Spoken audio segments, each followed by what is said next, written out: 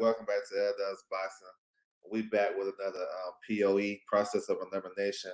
So, in this video, we'll break down, some possible opponents for, any fighter that comes up.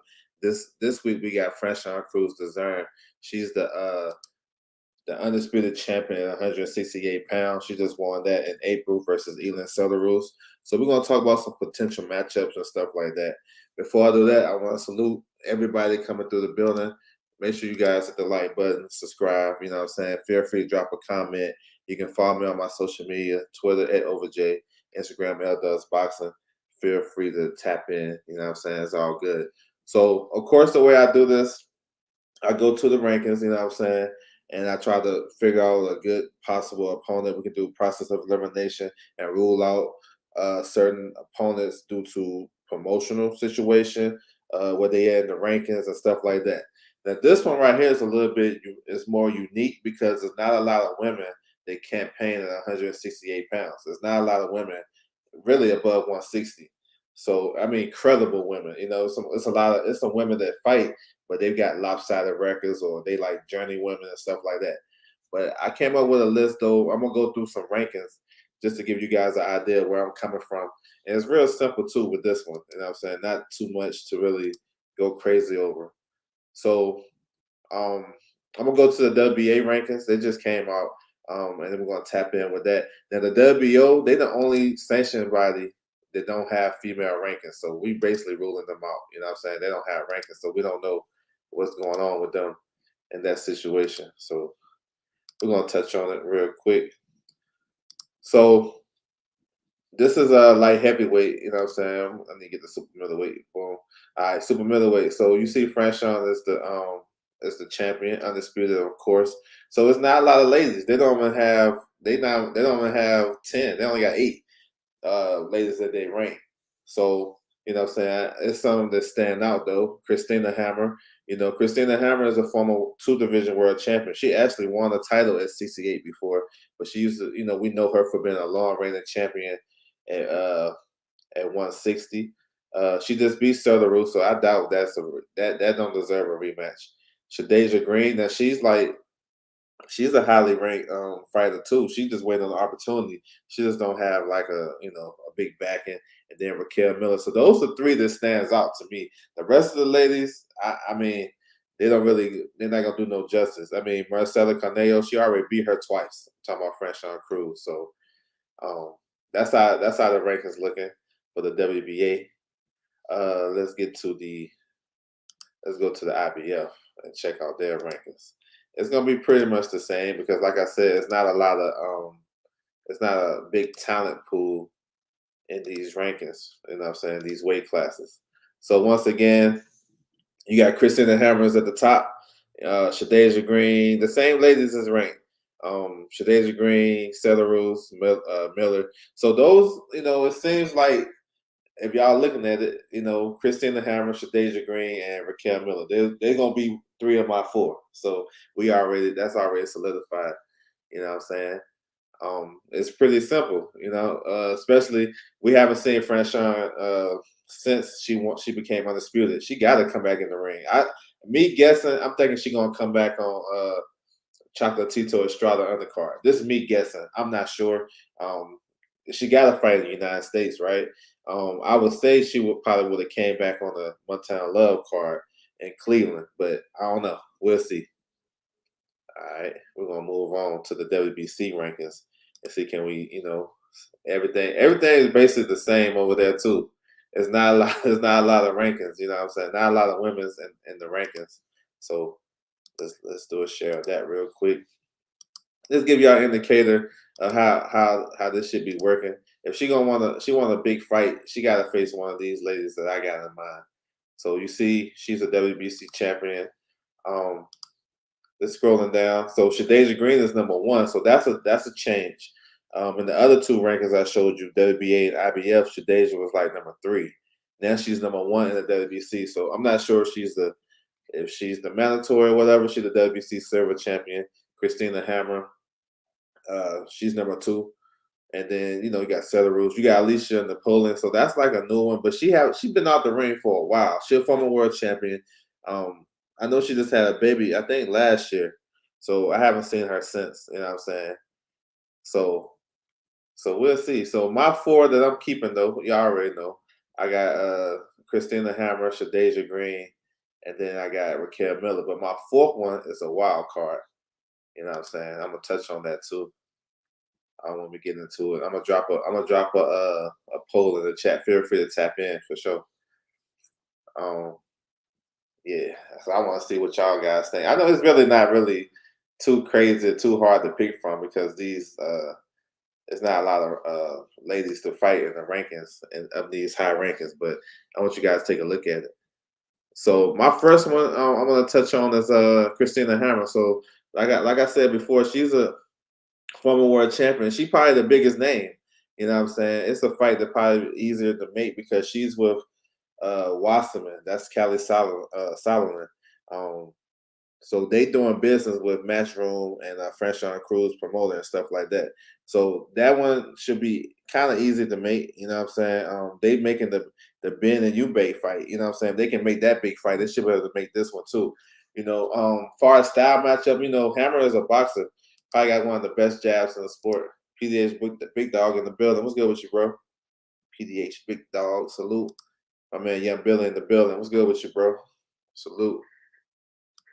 So the matchup with her and Franchon, like she gonna have to keep Franchon off of her, but she got a good jab though. She got a good jab to the point where she can be winning the fight with her jab.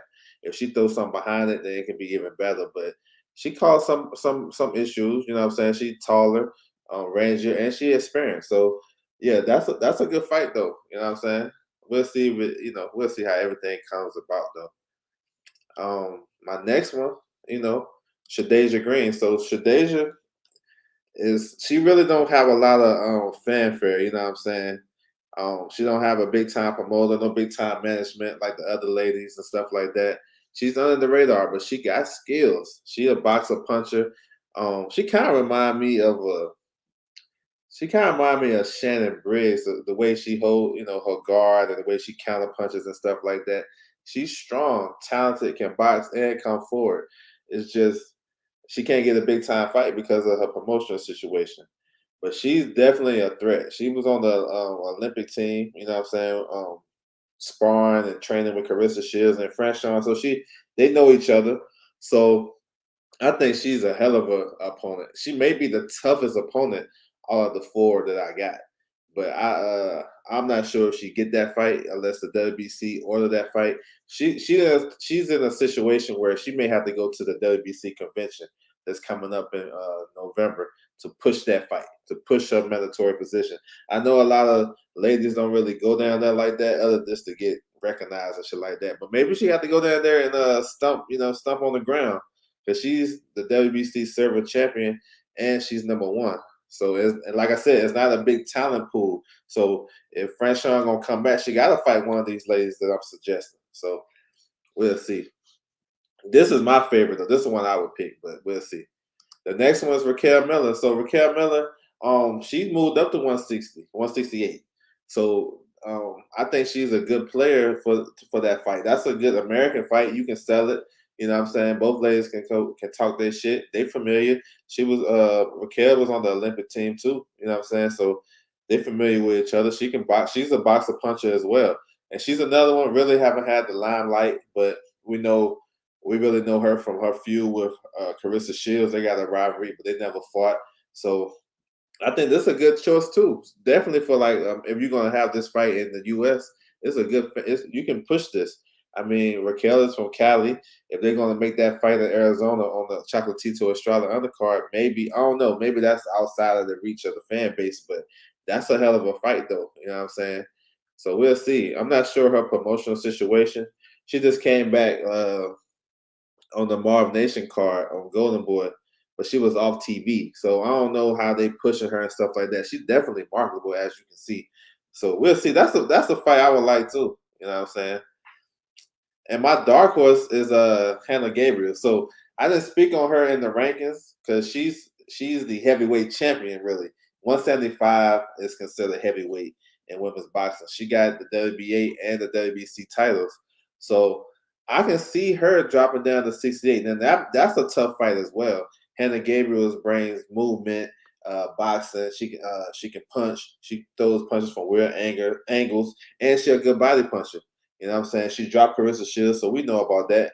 She's a what I think she's a two division champion. She was a long reigning champion at 154, so she will have probably the speed and that advantage against Franchon. But that'd be a good fight too. So all of these four ladies, man, it's like shit. You really can't go wrong because all of them are credible. You know what I'm saying?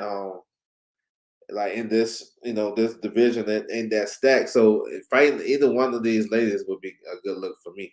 You know what I'm saying? So we'll see. So that's why I came up with, you know what I'm saying? We'll see what happens because I feel like Franchon is like the lost she don't get the most respect as most women's boxers get. You know what I'm saying? We kind of overlook her.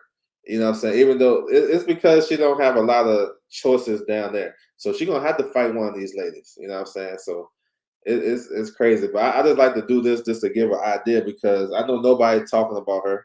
Nobody really say nothing. But when she comes up and have a big fight, I think it's gonna be one of these. You know what I'm saying? I like to be ahead of the game.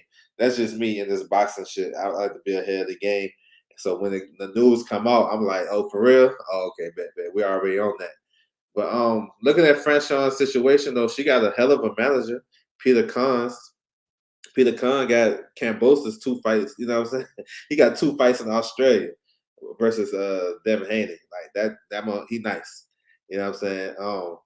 So he can do some things for her. We'll see. But she can't. She in a position where she can't fight nobody just not on her level. Not a former world champion. She got to have a good name. You can't just fight these girls in this division. They got like 11 losses and 5 wins. That's how that shit looking. So really looking at her career path, like real talk, for her to establish herself as one of the best, I think she is one of the best, but to solidify her legacy, she probably have to fight all four ladies. Uh, I'm gonna run it back again. She definitely have to fight Christina Hammer. That's a big name. You know what I'm saying? And I think that would do a lot for her. Shadeja Green is an up and coming, hungry fighter. That's a fighter that if she fight her, she would get a lot of fanfare because nobody trying to fight Shadeja like that. And it's tough fighting. That's a high risk, low reward type of fight. So she'll get some credit. Raquel Miller is undefeated. She got pedigree. You know what I'm saying? She got pedigree. She's been around for a while. She can fight too. So I think that's another good name, and she can have on her resume. And then Hannah Gabriels is another one. Like she can fight too. She up there in age. I think she'll be touching 40 next year, but still, like it's different when how she fight though. You can't tell that she's Asian and if you seen her last couple of fights. So I think all four of the ladies at some point in her career, that what she need. Now the biggest fight for her is a rematch with Carissa Shields. That's probably down the line. Even a Savannah Marshall fight, win, lose, or draw, that's still a good fight for her. It's still fights like that she can have, um, but you really can't. It ain't no tune-ups in women's boxing. That's what I'm trying to say. Ain't no. I'm gonna take a stay busy fight. It ain't none of that. Your stay busy fight is probably be against a former world champion or a top-rated contender. So yeah, that's what it is though. So that's the breakdown of Franchon Crews or POE. We're gonna see what's gonna happen with it. Hopefully she'll be back at the end of the year. If I'm guessing, I'm thinking it's gonna be this December the 3rd on the undercard of Estrada Chocolatito 3. Um, that's in Arizona, so I'm not sure the logistics of that. But hey, put a good women's fight on the undercard like the zone normally does. I think it's a good look. So we'll see, man. So I want to salute everybody coming through the building. Make sure you guys hit the like button if you haven't already. Feel free to tap in if y'all need any inside shit. That's all good. You know what I'm saying? And I appreciate everybody. That's my time, and I'm out.